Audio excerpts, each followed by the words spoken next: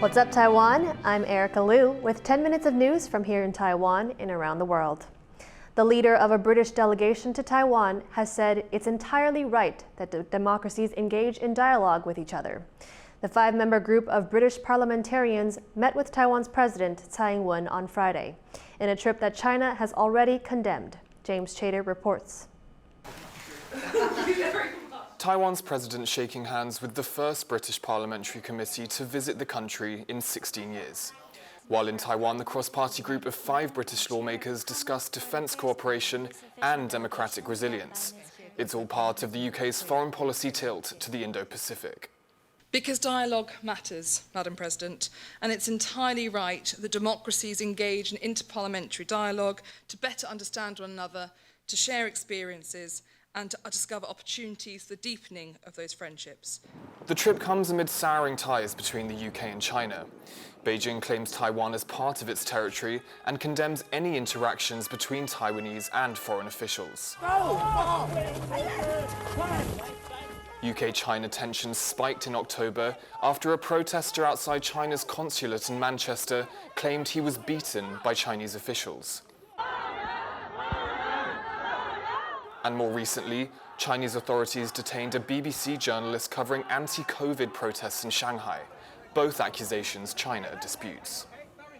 But there are deeper concerns over what London describes as Beijing's systemic challenge to democracy worldwide, all of which led British Prime Minister Rishi Sunak this week to declare that a golden era of warmer ties between the UK and China had ended.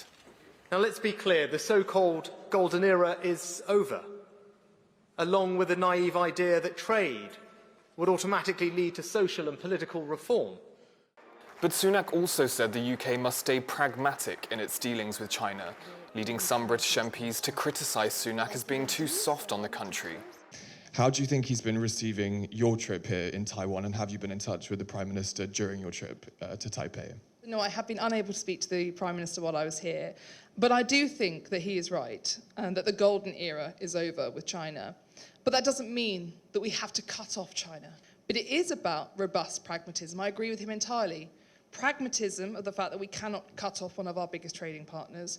Pragmatism in the fact that we are one economic global model, but also robust in that we have to put down red lines. China's embassy in London has denounced the trip to Taiwan, describing it as a gross interference in China's internal affairs. It added, the Chinese embassy condemns this and has made solemn representations with the UK side. Moves of the UK that undermine China's interests will be met with forceful responses from the Chinese side.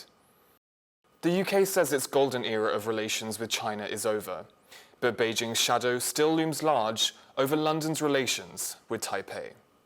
Damon Lin and James Chater for TaiwanPlus. A referendum to lower Taiwan's voting age to 18 has failed. The country's Central Election Committee made the result official on Friday. The referendum was held last weekend along with nationwide local elections.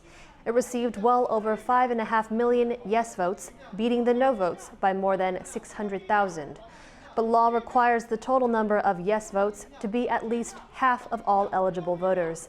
The yes vote missed that mark by about 4 million votes and so failed to pass. The voting age in Taiwan remains at 20. Officials in southern Taiwan have discovered discrepancies in a result from last month's local elections. The Pingtung County Election Commission is probing the Fengshan Village chief race. It was won by the Democratic Progressive Party, or DPP, candidate He Zhenguang. They discovered that He had won by only 9 votes instead of the reported 101. While this does not change the outcome of the election, the finding has outraged many local residents and rival politicians.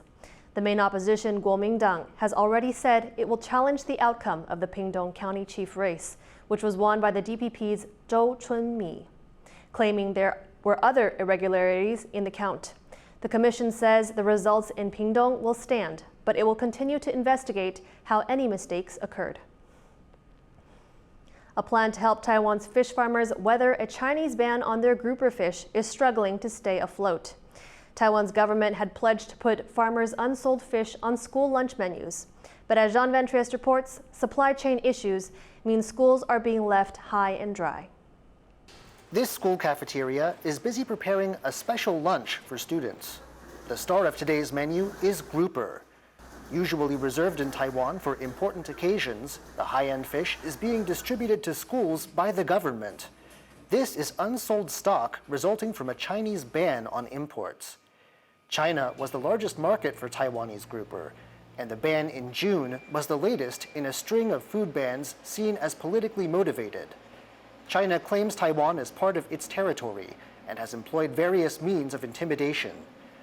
To help grouper farmers sell their stock, the Taiwanese government set aside nearly $20 million for school lunches, planning for every elementary and middle school student in the country to eat grouper 4 times during the semester. But fully grown grouper have now found a market in places like Japan, leaving only smaller fish for school distribution. And this has led to supply chain bottlenecks. 所以变成是说它鱼刺比较小，那变成是说程序会比较繁琐。现在产能比较有缩减些许，但是我们还是会尽全力去做到那个供货动作。 Schools in 9 of Taiwan's 22 cities and counties have yet to receive any grouper at all. Officials aren't saying whether this means the plan has failed. 其他食材也可以，就是要让所有这笔钱都用在食材上面，让它可以吃得更好。 But with the current school semester nearing its end, it's unclear whether the government will be able to deliver on its promise to students. Alex Chen and John Van Trieste for TaiwanPlus. Taiwan's capital is saying farewell to its first generation of YouBikes, a bicycle sharing system that started almost 15 years ago. Older bikes will no longer be used, replaced by the newer 2.0 version from Saturday. Our reporter Jaime Okan went to see how locals feel about the transition. This is one of hundreds of YouBike stations across Taipei, which is getting ready to phase out its older 1.0 version of its bicycles in favor of the newer 2.0 version. YouBike is Taiwan's bike-sharing program. It started 15 years ago and was inspired by similar systems in Europe. Taiwan began rolling out the 1.0 version in 2009, using these orange bikes. Then, in 2021, the country rolled out the newer, white-framed 2.0 version, with a new locking system and a touchscreen. As of this year, YouBikes can be found in 8 different cities and counties around Taiwan. Many people here say that YouBikes are hard to beat for convenience, as they are practically everywhere in the capital. 我觉得是说台湾的 YouBike 是非常的方便的一个交通工具，而且就是觉得很便宜，对，然后对我平常都是用 YouBike 移动的。 Although Taipei is getting rid of the first version, neighboring New Taipei is keeping the older bikes. City officials say that thousands of bikes from the capital won't go to waste. They'll be sent to southern Taiwan to help grow the system there. 12月3号 ，YouBike 1.0正式引退。今年退休以后，你知道可以用的，我们就转送给我们原乡的朋友。 People in Taipei say that ditching the 1.0 system will make returning bikes a lot easier. 全部都2.0会比较好，有点麻烦啦，因为有时候不知道的人骑错也不知道去哪。 The move to the newer 2.0 system is part of a plan to make Taipei more accessible. The city says it plans to build over 1,200 stations by the end of 2022, and that would mean a YouBike station on almost every intersection. Kamashu and Jaime Okan for TaiwanPlus. A NASA mission to the moon is on its way back to Earth. The Artemis 1 mission launched in mid-November and sent an uncrewed spacecraft into lunar orbit. After several days of tests, the craft is now coming back home.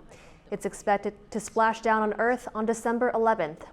The mission is paving the way for future crewed flights to the moon and maybe even one day to Mars. Thank you for watching What's Up Taiwan. Remember to download the TaiwanPlus app for more stories from Taiwan and around the world. Finally today, we leave you with images of Scuba Claus and his elf feeding the fish in Malta's National Aquarium. I'm Erica Liu. Take care and see you next time.